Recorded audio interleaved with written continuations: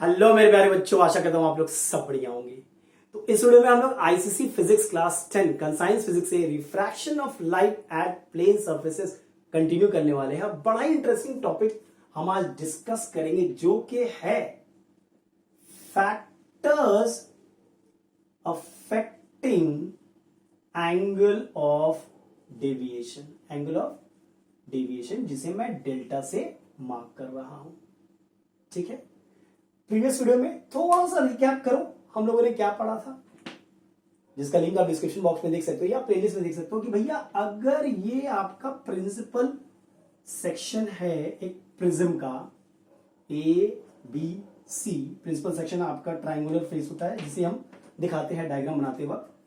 ये आपका एक इंसिडेंट रे है, यहां पे स्ट्राइक किया, यहां पे एक नॉर्मल बना लो, रेयर टू डेंसर जा रहा है, rare to denser, it bends towards the normal, मतलब ये थोड़ा इसे ऐसे जाना चाहिए था, लेकिन अब ये ऐसे जाएगा, it will bend away from the normal.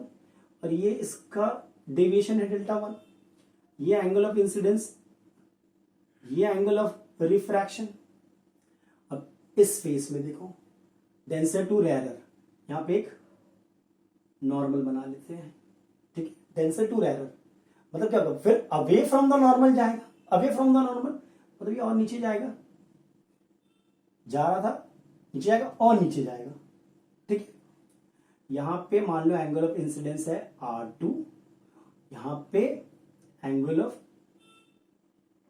Emergence हम लोग I2 मान लेते हैं। ठीक है, तो हम लोगों ने देखा था ये एंगल ऑफ प्रिज्म है ए आपका। तो हम लोगों ने प्रीवियस वीडियो में क्या देखा था, और जस्ट डेविएशन मार्क करना भूल गया। डेविएशन कितना हुआ यहाँ पे, देखो इसको थोड़ा सा पीछे प्रोड्यूस करते हैं, तो रे ऑफ लाइट को ऐसे जाना चाहिए था बट गया ऐसे है, मतलब टोटल डेविएशन यहाँ पे डेल्टा ही हुआ है। अच्छा, ये डेल्टा 2 था।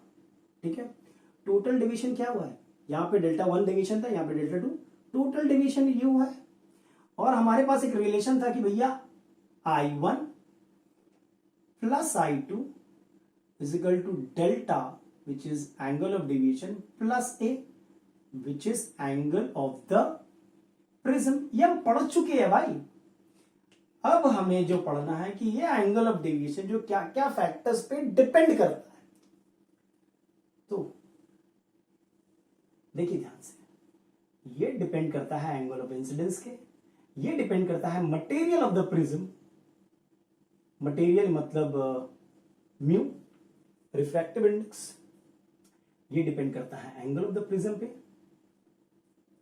ठीक है, ये डिपेंड करता है कलर और वेवलेंथ ऑफ लाइट।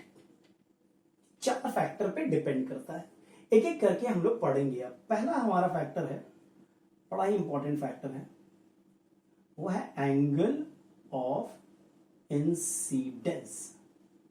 इस पे कैसे मेरा एंगल ऑफ डेविएशन डिपेंड करता है। तो देखो, जब भी दो क्वांटिटी को हम कंपेयर करते हैं तो हम देखते हैं एक अगर बढ़ रहा है तो शायद दूसरा बढ़ता होगा, नहीं तो घटता होगा, बट यहां पे ऐसा नहीं होता है। हम देखेंगे शुरुआत में जब आप एंगल ऑफ इंसिडेंस को बढ़ा रहे हो, इंक्रीज कर रहे हो, तो एंगल ऑफ डेविएशन क्या होगा, घटेगा। लेकिन एक ऐसा पॉइंट आएगा, एक ऐसा एंगल ऑफ इंसिडेंस मिलेगा कि उसके ऊपर अगर आप एंगल ऑफ इंसिडेंस बढ़ा रहे हो,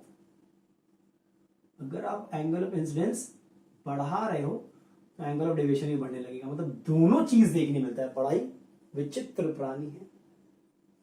ग्राफ से समझते हैं कि इसका ग्राफ मैं प्लॉट कर रहा हूं, देखो ध्यान से। मान लो ये एंगल ऑफ डेविएशन है, ये आई है, आई डेल्टा कर्व इसे बोलते हैं, जो बनाने वाले हैं हम लोग, angle of deviation, angle of incidence. ठीक है, चलो अब हम देखेंगे, ग्राफ को समझो। शुरुआत में क्या होगा, जैसे जैसे एंगल ऑफ इंसिडेंस बढ़ाओगे, आप इधर जा रहे हो, आप बढ़ा रहे हो, एंगल ऑफ डेविएशन घटेगा। एक ऐसा पॉइंट आएगा, उसके बाद वो बढ़ने लगेगा, समझ रहे हो, उसके बाद वो बढ़ने लगेगा। मतलब एक ऐसा एंगल ऑफ मतलब मान लो ये 10 है, ये 20 है, ये 30 है, ये 40 है, तो 40 डिग्री के बाद देखो पहले वो गिरा है, आपने एंगल ऑफ इंसिडेंस बढ़ा ही रहे हो, आप 40, 50, 60, 70 डिग्री आप एंगल ऑफ इंसिडेंस बढ़ा रहे हो, एंगल ऑफ डेविएशन घट रहा है 10, 20, 30, 40, 50, 60, सपोज ये 60 है, 50, 40, 30, 20, 10। देखो क्या हो रहा है, डिविएशन घट रहा है ना, नीचे जा रहा है, एंगल ऑफ डेविएशन घट रहा है, मतलब मान लो कि 10 डिग्री पे 60 डिग्री डेविएशन था एंगल ऑफ इंसिडेंस, लेकिन 20 डिग्री पे 50 हो गया, तो कम हो गया डेविएशन। तो बट 40 पे क्या हुआ कि एक हमको एंगल ऑफ डेविएशन मिला है, ठीक है, मान लो ये 32 डिग्री है मेरा, मान लेते हैं, ठीक है, मान लेते हैं 32 डिग्री था, ये 40 डिग्री पे मिला हमको, जब एंगल ऑफ इंसिडेंस मेरा 40 डिग्री था तो एंगल ऑफ डेविएशन मेरा 32 डिग्री था। अब 40 डिग्री से जैसे थोड़ा सा भी उसके बाद हम बढ़ाते हैं तो एंगल ऑफ डेविएशन क्या बढ़ रहा है, बढ़ रहा है कि नहीं, 50 डिग्री पे देखो बढ़ गया, यहां पे सबसे कम था, उसके बाद बढ़ना स्टार्ट हो गया।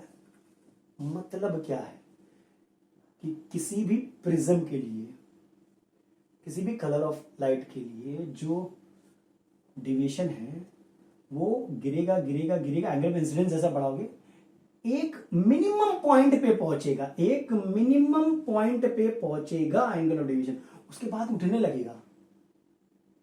तो इसको हम लोग एंगल ऑफ डेविएशन कहेंगे, एंगल ऑफ मिनिमम डेविएशन कहेंगे।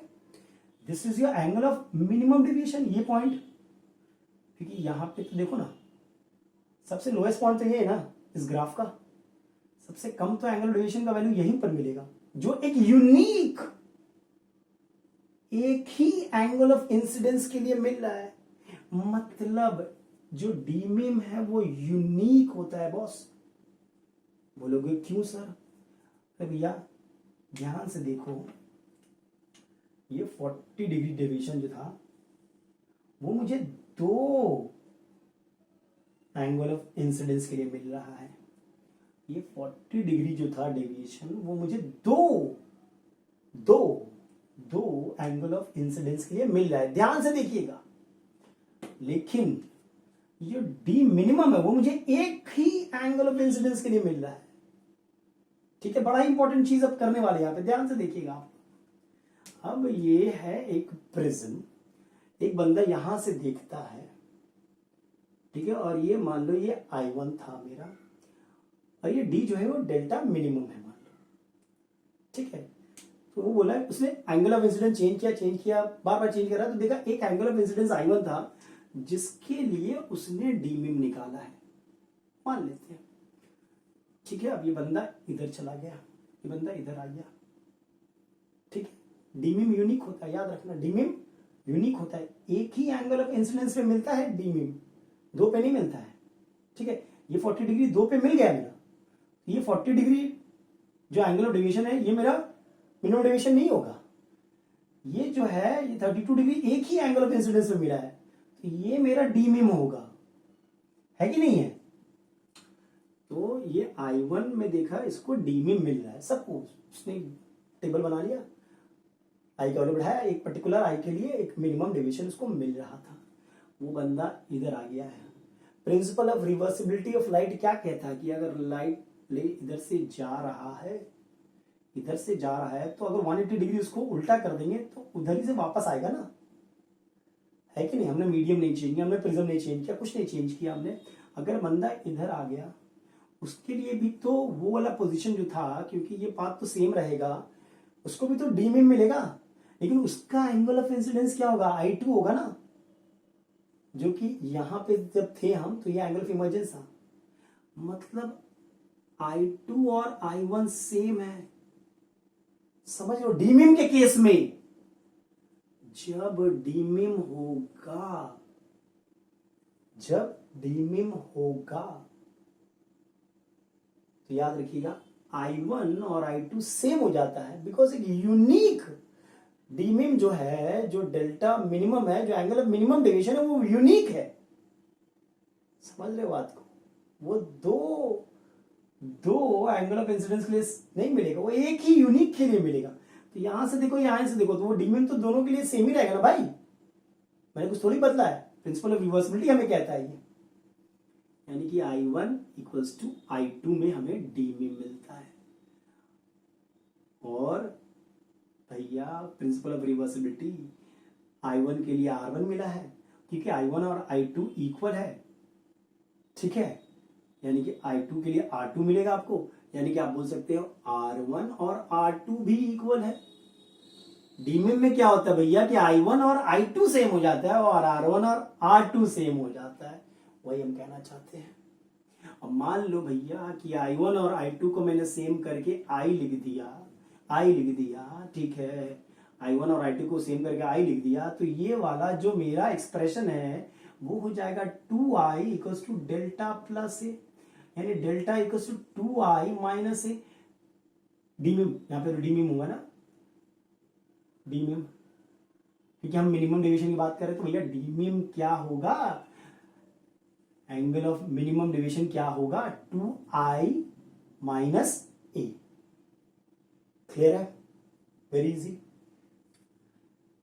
और position of minimum deviation of prism की किसको बोलेंगे भैया, वो position with respect to the incident ray for which the deviation is minimum is known as the position of minimum deviation. अब एक बात देखिए आप, बड़ा ही इंपॉर्टेंट बात बताने वाले हैं, बड़ा इंपॉर्टेंट बात। मान लो कि ये एक इक्विलैटरल ट्राइंगल है, मान लो, या ये जो प्रिंसिपल सेक्शन है मेरा वो आइसोसेलेस है, मतलब ये बेस एंगल इक्वल है, मान लेते हैं। तब हम देखेंगे कि ये जो पाथ ऑफ लाइट है, suppose E F G H, तो ये FG जो है वो पैरेलल होगा BC के। बोलो कैसे, कैसे पूछो, वेरी इजी, लुको भैया मिनिमम डेविएशन के केस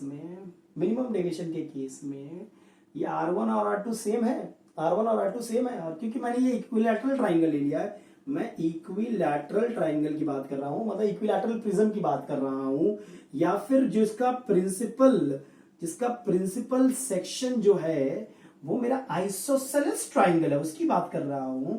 उस केस में देखा जाए तो ये एंगल और ये एंगल सेम होगा, क्योंकि R1 और R2 सेम है डीमिम में, तो ये पूरा एंगल और ये पूरा एंगल सेम होगा, बिकॉज ये 90 डिग्री था, ये पार्ट 90 डिग्री था, R1 और R2 सेम है, मतलब ये ट्रेपीजियम हो गया, मतलब ये इसके पैरेलल हो गया, खत्म, प्रूव्ड।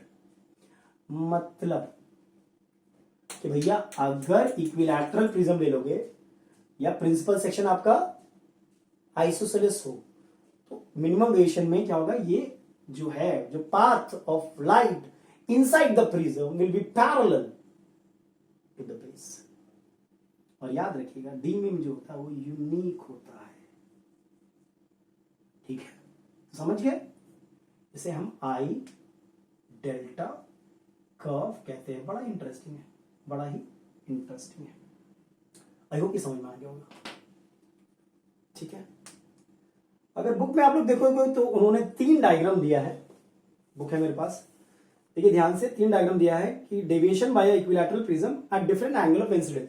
देखा गया कि अगर देखो पहला केस में एंगल ऑफ इंसिडेंस उन्होंने 70 डिग्री लिया है, तो एंगल ऑफ डेविएशन कितना मिल रहा है 43 degree, angle of emergence 33 degree है, ध्यान से देखना।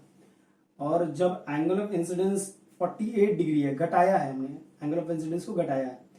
डेविएशन देखो, डेविएशन भी घट रहा है, 36 डिग्री है, डेविएशन भी घट रहा है, 36 डिग्री है, वहां पे एंगल ऑफ इमर्जेंस 48 डिग्री है, मतलब एंगल ऑफ इंसिडेंस और एंगल ऑफ इमर्जेंस इक्वल है, मतलब ये मिनिमम डेविएशन है भैया, ये क्या है, मिनिमम डेविएशन है, डेल मिम है ये।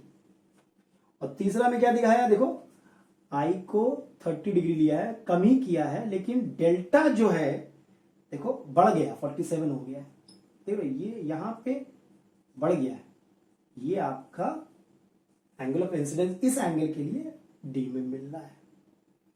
am I clear or not? 3 diagram है, देख सकते हो, डी में इक्वल टू 2I माइनस ए, बढ़ा दिया 36 डिग्री आपका निकल गया, बड़ा इजी है। तो ये तो एक फैक्टर था। दूसरा मटेरियल या फिर म्यू की बात कर रहे हैं हम लोग। तो ये सिंपल सी बात है कि अगर म्यू बढ़ाएंगे तो एंगल ऑफ डेविएशन भी बढ़ेगा, खत्म, और कुछ नहीं याद रखना है आपको। मतलब अगर आप deviation in flint glass prism देखोगे तो वो ज्यादा होगा as compare to deviation in crown glass prism. Why? Because इसका फ्रंट ग्लास प्रिज्म का म्यू ज्यादा होता है, बस यही रीजन है। Third, angle of prism. तो भैया एंगल ऑफ प्रिज्म बढ़ाते रहिए, डेविएशन भी बढ़ता रहेगा। एंगल ऑफ प्रिज्म बढ़ाते रहिए, एंगल ऑफ डेविएशन भी बढ़ता रहेगा। ठीक है, ये 3 फैक्टर हो गया। फोर्थ फैक्टर है हमारा कलर या वेवलेंथ ऑफ लाइट। ना इसको ऐसे समझिए, विबज्योर ले लीजिए आप, ठीक है, विबज्योर। आप जैसे जैसे इधर जाते हो वेवलेंथ बढ़ता है, वेवलेंथ घटता है, मतलब म्यू घटता है, कि नहीं? ये पढ़ चुके हैं, पहले भी पढ़ चुके हैं, ठीक है। Mu of the medium, so mu of the medium for violet will be more as compared to mu of the medium in red light, है कि नहीं? mu of the medium is more in violet, मतलब violet ज्यादा deviate होगा। मतलब mu से तो देखा था हमने, म्यू बढ़ गया है तो डेविएशन ज्यादा हो जाएगा, मतलब deviation produce by violet will be more as compare to deviation produce by red. खत्म हो गया हमारे यहाँ। तो यही 4 फैक्टर्स है जिन पे हमारा ये एंगल ऑफ डेविएशन डिपेंड करता है। बड़ा ही कॉन्सेप्शन था पहला पार्ट, बाकी तो बहुत इजी है, ठीक है। चलो इस वीडियो में यहीं तक रखते हैं, नेक्स्ट वीडियो में इसके बाकी के क्वेश्चंस देखेंगे। Till then take care and be safe, और अगर वीडियो पसंद आया तो लाइक, शेयर और सब्सक्राइब जरूर करें।